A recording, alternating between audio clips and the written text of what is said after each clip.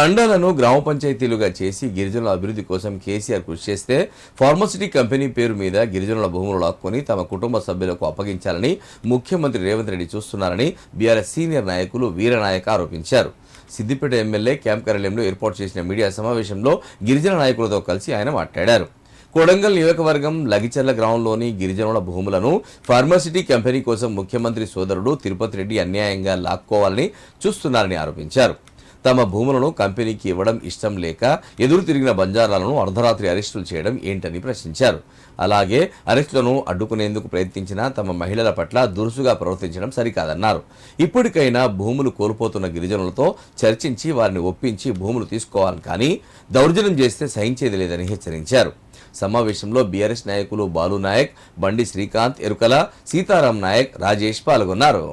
कोडंगल जिला में लक्षर्ल तांडे में रेवंत रेड्डी दौर्जन्यंगा अपन एसटी वाल लैंड कष्टपड़ताने हम बुक्केड कष्टपड़ताने लैंड लेमेजे लैंड दानी हम जम्मी दानी कहताने 9 నెలల రోజులతోని కేరేత కూడా పుణ్సి జాతే ఎంబడిన పడజు ఓన్లీ ఎస్టీ బంజారా వాళ్ళు హల్కగా देखताने कत्नय चेंजणं अन्यायंगा आज कांग्रेस पार्टी आपण 3-4 तंडाने अन्याय करताने छजगणं जाग ख्यासलेताने जाग वो छजगणं जम्मी ख्यासलतो फार्मा कंपनी देनाकतो आपण చిన్న పెద్ద గోవర్ధన్ కజగణం లగిచెర్ల గ్రామస్తుల యొక్క ఆ గిరిజనుల యొక్క బాధ చూస్తూ ఉంటే కళ్ళకు కన్నీరు గారుతూ ఉంది.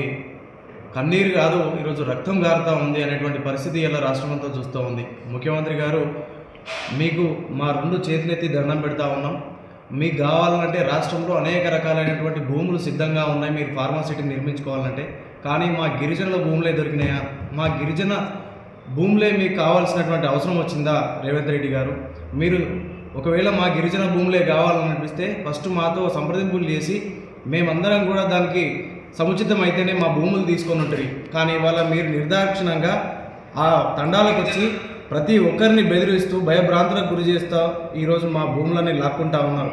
మీరు లాక్కుంటే ప్రశ్నిస్తే మా పైన కేసులు పెట్టి అర్ధరాత్రి పోలీసులను పంపించి మరి మా స్త్రీలను, మా గిరిజన స్త్రీలను ఎక్కడ పడితే అక్కడ తాకుతూ ఇష్టం వచ్చినట్టుగా మా పురుషులందరినీ కూడా కొడుతూ తంతు ఇవాళ మీరందరూ కూడా చాలా ఘోరమైనటువంటి ఇబ్బంది గురి చేస్తూ ఉన్నారు ముఖ్యమంత్రి గారు.